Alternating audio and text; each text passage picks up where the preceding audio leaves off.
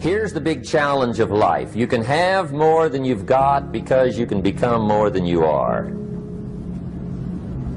That's the challenge. And of course the other side of the coin reads, unless you change how you are, you'll always have what you got. I have found in my experience that income does not far exceed personal development. Now sometimes income takes a lucky jump, but sure enough, unless you grow out where it is, it'll usually come back where you are. Life has strange ways. If somebody hands you $1 million, best you become a millionaire quickly, so you get to keep the money. Otherwise, sure enough, it'll disappear. Somebody once said, if you took all the money in the world, divided it up equally among everybody, it would soon all be back in the same pockets. Incredible. Success is something you attract, not something you pursue. Success is looking for a good place to stay. So instead of going after it, you work on yourself. Personal development. See, the major question to ask on the job is not what are you getting. The major question to ask on the job is what are you becoming? See, the big question is not what am I getting paid here. The big question is what am I becoming here? Because true happiness is not contained in what you get. Happiness is contained in what you become. So that's our major subject for tonight, personal development. Of all the assignments Mr. Shoaff gave me at age 25, this was probably the most difficult. In fact, I'm still working on this one. I think it's an unending challenge to see what you can become. The next subject is called Basic Laws. And it's good to study the basics. And I call these basics primarily because they come from the Bible. Now, I'm not a theologian or a minister, and that'll be apparent. But Mr. Shoaff taught me that the Bible was a good textbook for ideas and stories and success equations, how to live the better life. I found out that was true. He also taught me that the Bible is as practical as it is spiritual, and I found out that's true. If you look at your bank account and your income and you're not happy, there's several places in the Bible to check to see what the heck's wrong so you can make the changes. And we're going to cover some of those tonight, called basics. Okay. The next subject is my favorite, setting goals. Mr. Shoaff taught me how to set goals. What a favor that was.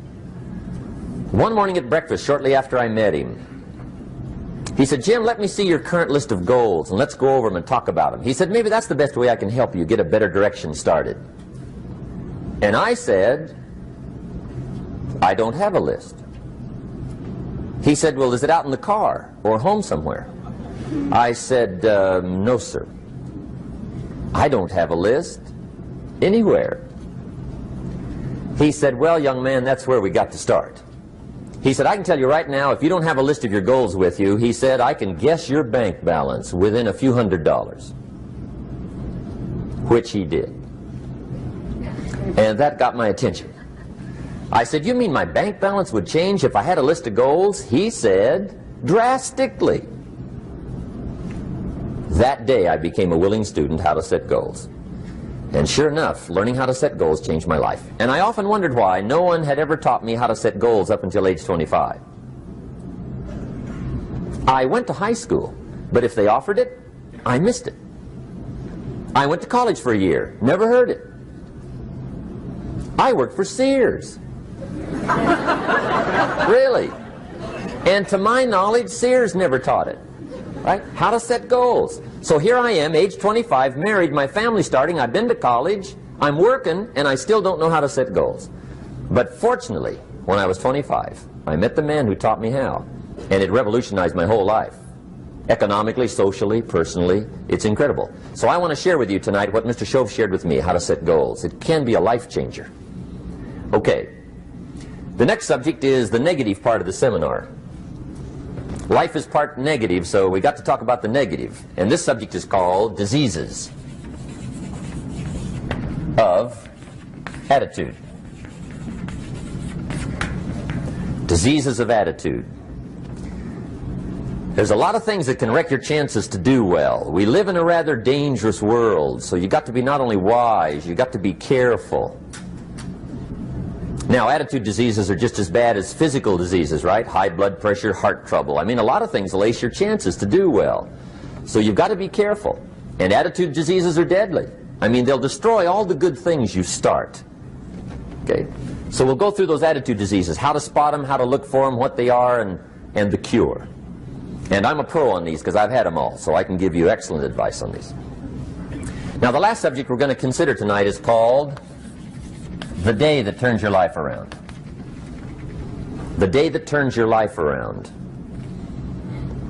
And under this subject, we're going to talk about the emotions that can change your life. Human beings are emotional creatures, and emotions are powerful for life change. Now, of course, emotions are so powerful they can go either way on you. Emotions can either build or destroy. So you really have to employ emotions properly. We call civilization the intelligent management of human emotions. If you can intelligently apply your emotions in the right direction, no telling what can happen. Could turn your life around one day would be sufficient. So we'll talk about those. Okay. Now that's a lot to cover in one evening, but we'll keep at it here and see if we can't get it all done. I'd like to have you now jot down the theme of the seminar. Every seminar should have a theme, I guess. We've got one. It's on some of our literature if you happen to notice it, but if you didn't, for your notes, here it is. The theme of the seminar goes like this: the major key to your better future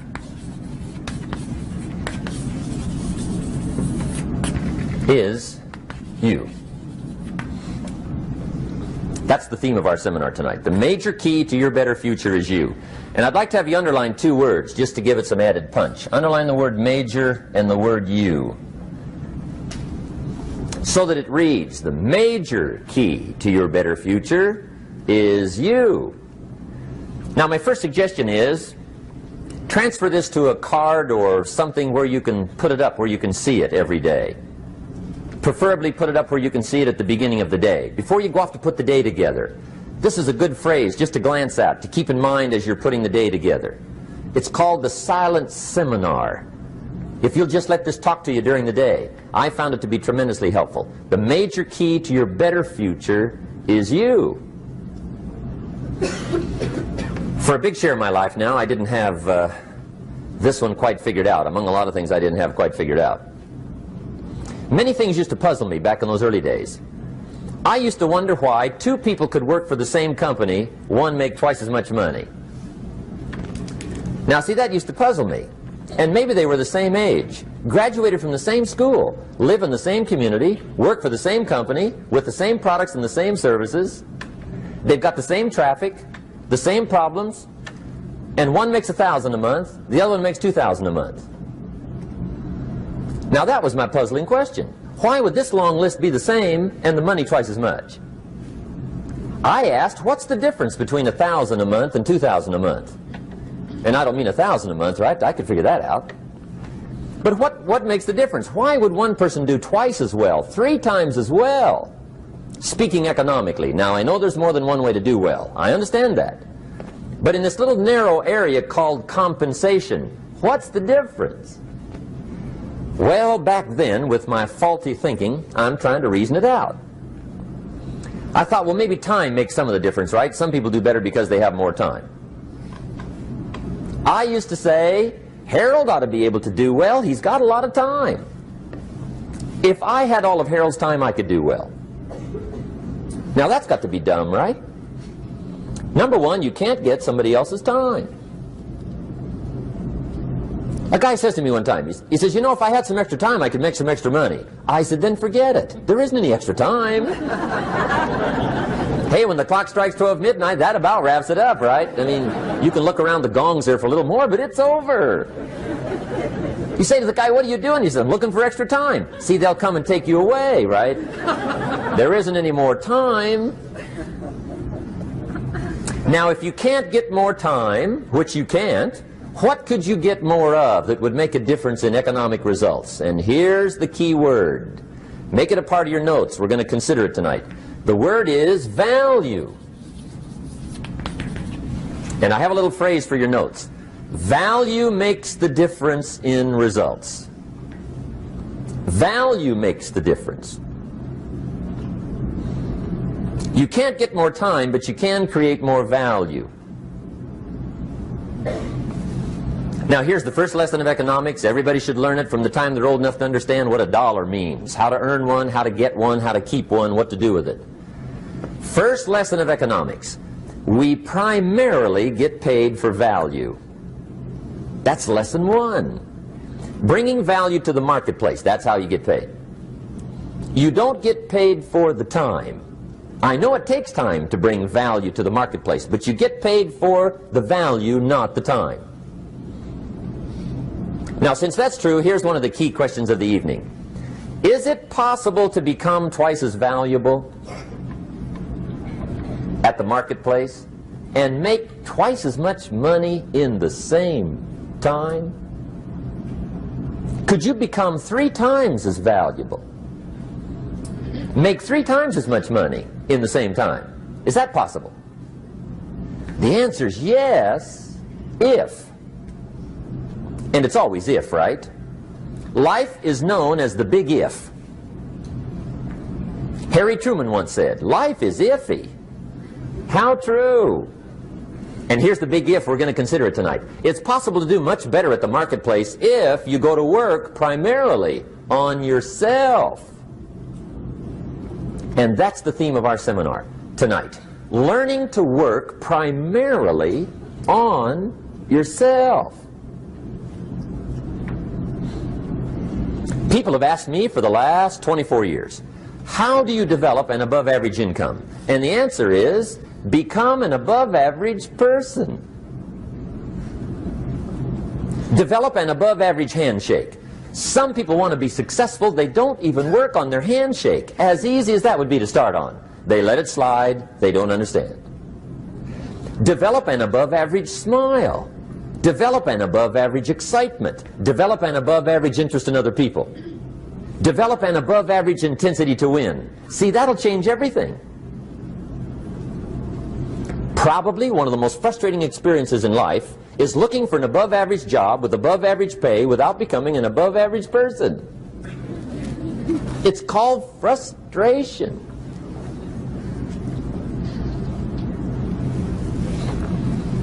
And Mr. Shoaff gave me probably the greatest clue he gave me when I first met him. He said, Jim, if you want to be wealthy and happy the rest of your life, just learn this lesson well. He said, learn to work harder on yourself than you do on your job.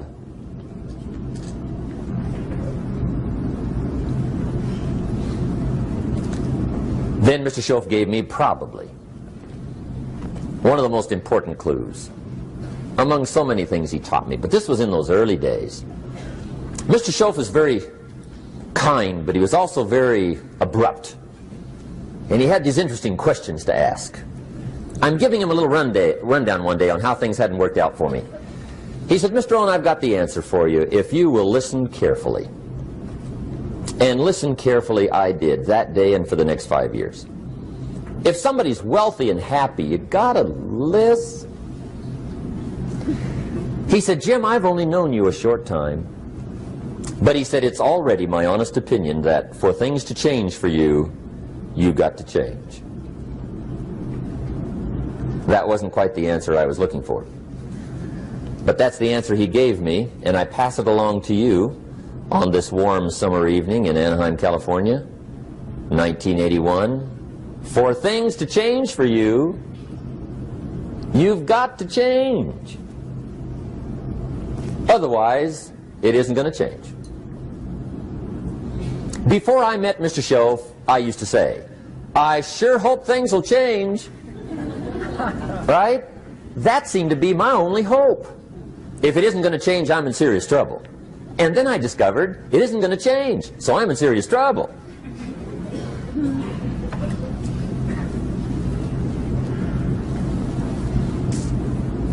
See, I can tell you what the 80s are going to be like. You have dropped into the right place.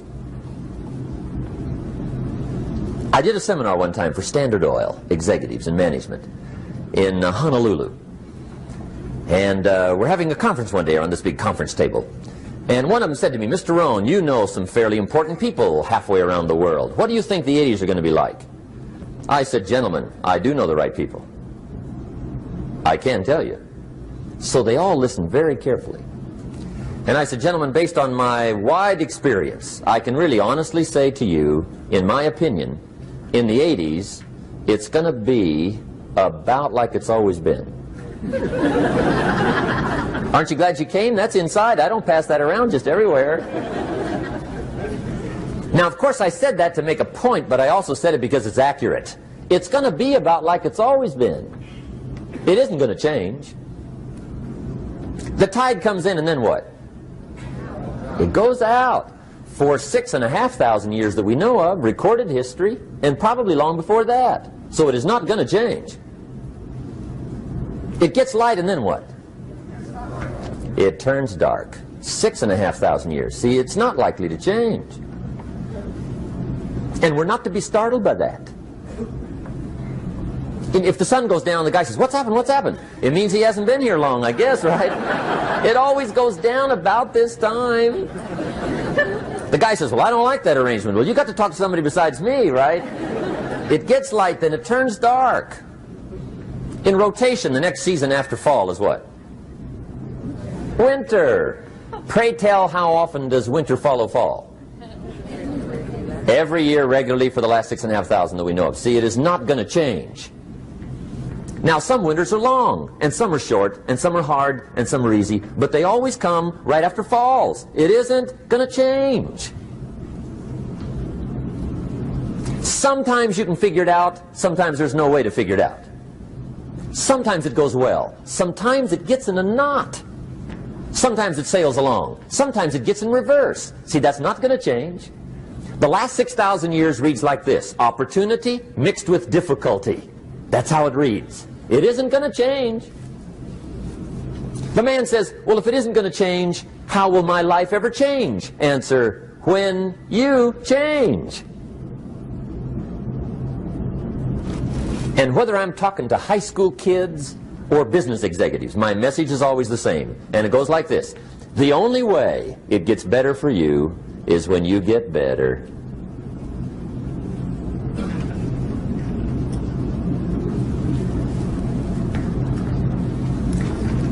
Let me give you the 4 major lessons in life to learn. Here's 4 majors. It's good to study the majors. In our weekend seminar we teach, some people don't do well because they major in minor things. You've got to be on the lookout. At the end of every week, end of every month, you've got to check, make sure you're not spending major time on minor things. We go through that whole series. Majors and minors. Now, let me give you 2 phrases before we get to the 4 majors. This will set it up and you'll see where I'm going. 2 key phrases for your notes.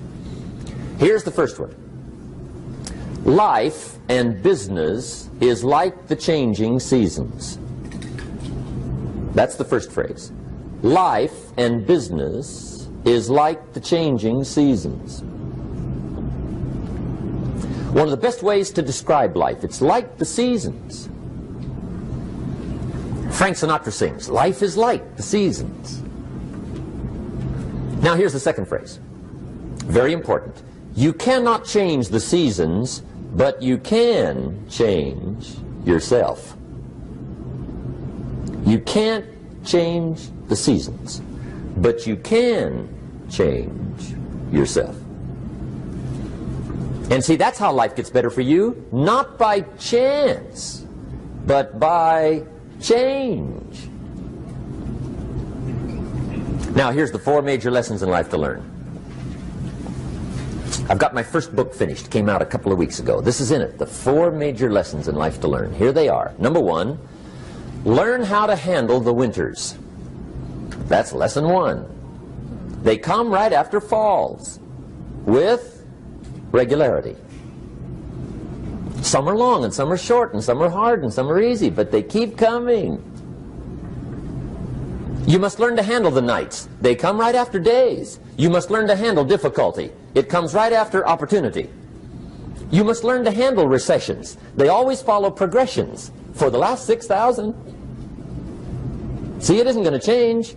The lesson you must learn is how to handle it. And there's all kinds of winters, right?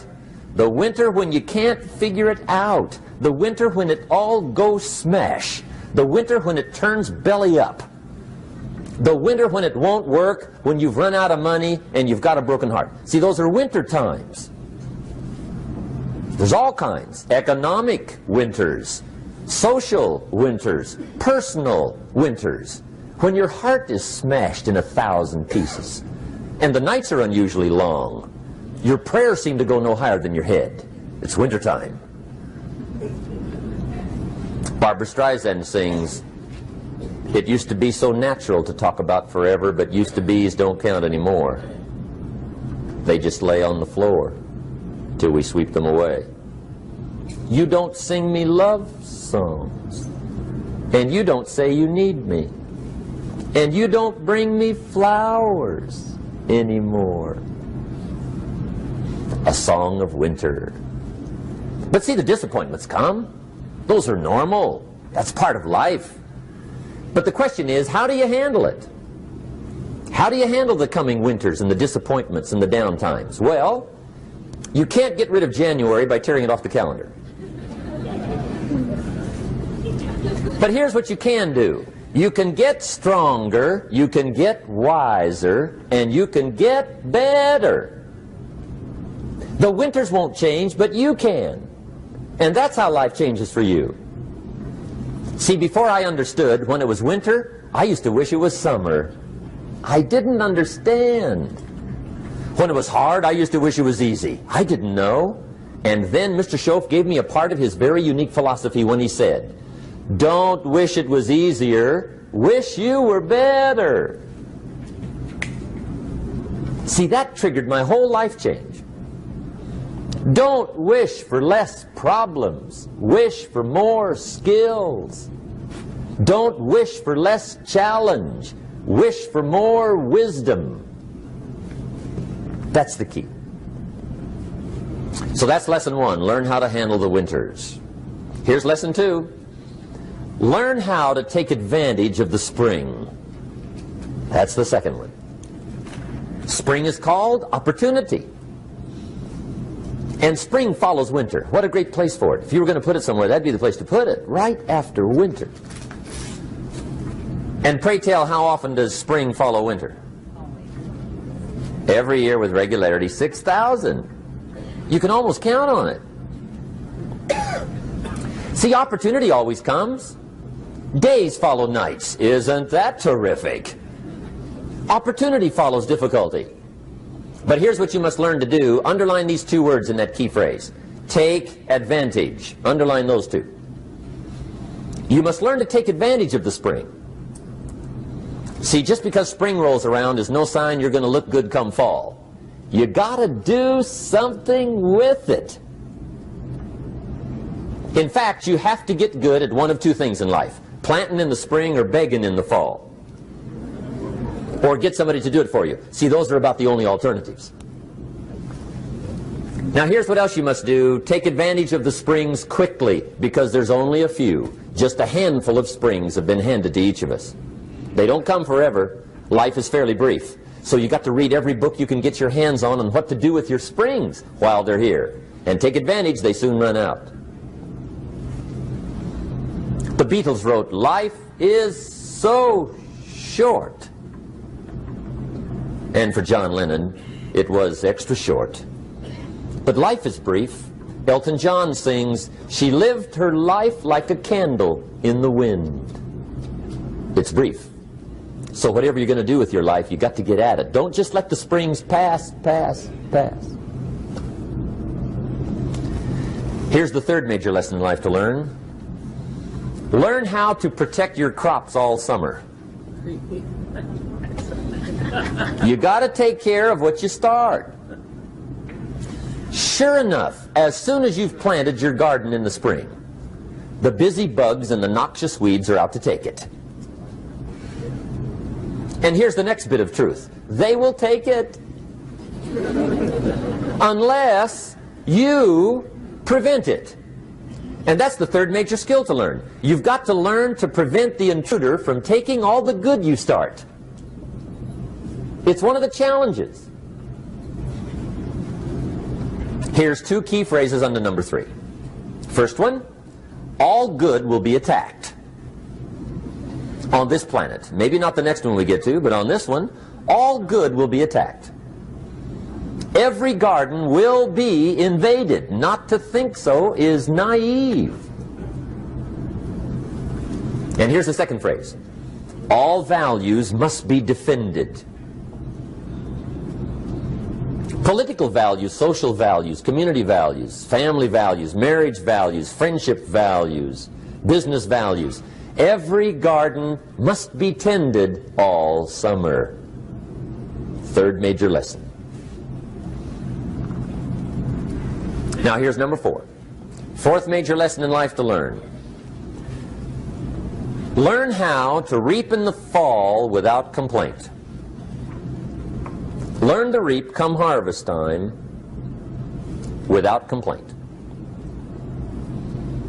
Take full responsibility for what happens to you. It's one of the highest forms of human maturity, accepting full responsibility. It's the day you know you've passed from childhood to adulthood, the day you accept full responsibility. And another note, learn to reap in the fall without apology. Without apology if you do well, and without complaint if you don't. That's maturity. I used to have that long list of reasons why I wasn't doing well. To explain.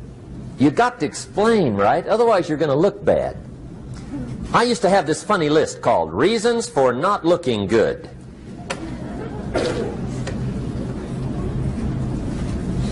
I used to blame the government. I mean, you can believe that or not. It was at the top of my list. I had a lecture second to none. The government. That was on my list. I used to blame taxes. Look what you got left after they take everything. And they expect you to do well. That was on my list there. Prices, that one's easy, right? You walk into the supermarket with $20, come out with a little half bag. So I had that on my list. I used to blame the weather. I blamed the traffic. I used to blame my car. I blamed the manufacturers. I used to blame the company. I blamed company policy. I used to blame the training program.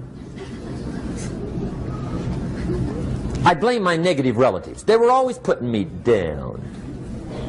I blame my cynical neighbors. They're just selfish, looking out for themselves. Won't loan you money?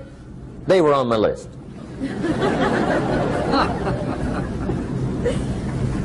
I used to blame the economy. I blamed the community. That's a pretty good list for not doing well, isn't it? I thought it was good. I'll never forget one day, Mr. Shoaff was very kind, but he was also very blunt, and this was no exception. And I'm glad he was blunt. There's a lot of things I'd have missed if he hadn't have been blunt. One day, with sort of a curious look on his face, he said, "Jim, just out of curiosity, tell me, how come you haven't done well up until now?" Excellent question.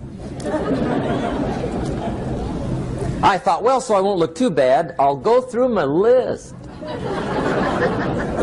And this list I just gave you, I put that on him. And he was very patient. He let me go through the whole thing, the government, the weather. I went through this whole thing. When I finished, he looked my list over very carefully. He said, "Mr. Rohn, big problem with your list. You ain't on it." How brilliant.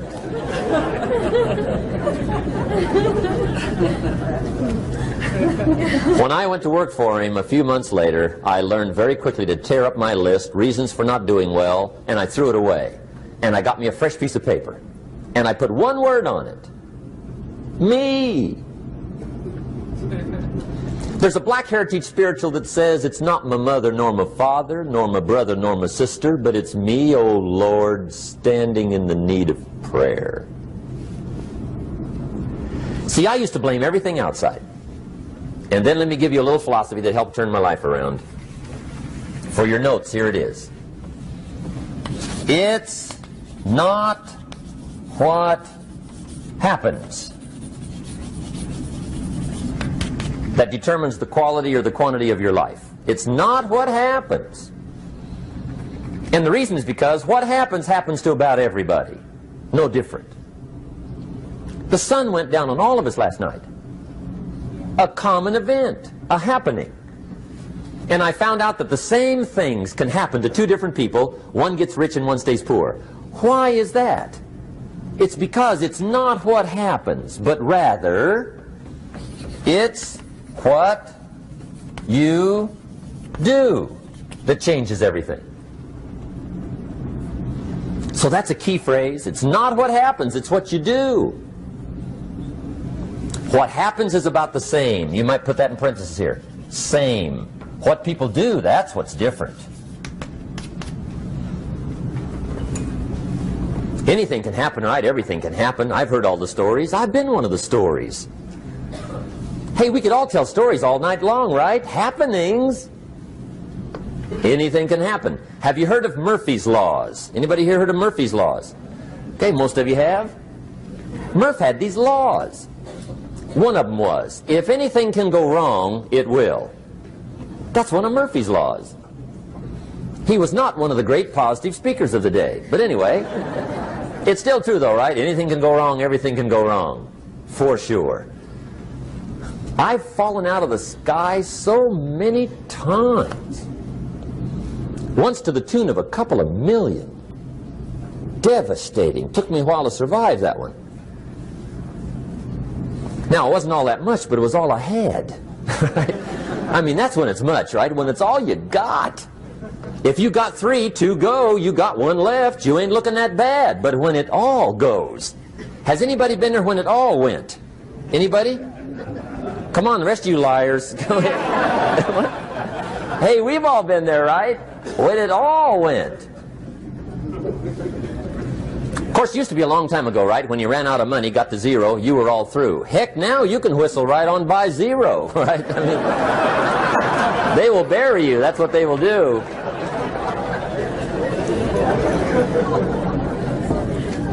But see, those are the happenings, right? Everything can happen. Anything can happen. But it's not the happenings. It's what you do about it.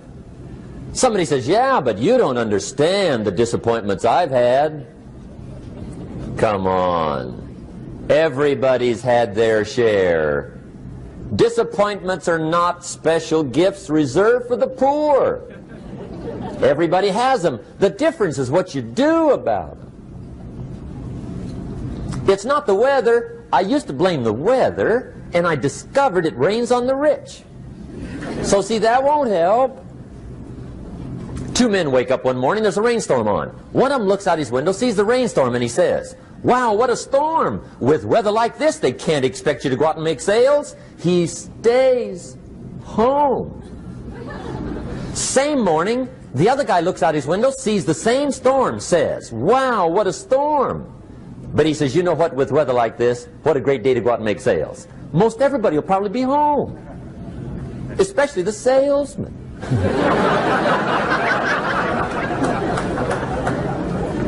See, that's the difference in how your life works out. It's not what happens, it's what you do. So here's one of the key questions of the evening. Starting tomorrow, what are you going to do that'll make a change in your life's direction? Good question. What are you going to do starting tomorrow that'll make a difference? Now see, if you don't do something starting tomorrow that'll make a difference, guess what? It's gonna be the same. And see, that way you can guess what the next 5 years are going to be like. Look at the last 5. Because the next 5 are going to be like the last 5 unless you, major key, tomorrow, change it all. Or change a little, or change something, or don't change. It's choice time. You can do whatever you want. But it's nice to know any day you wish you can change your whole life.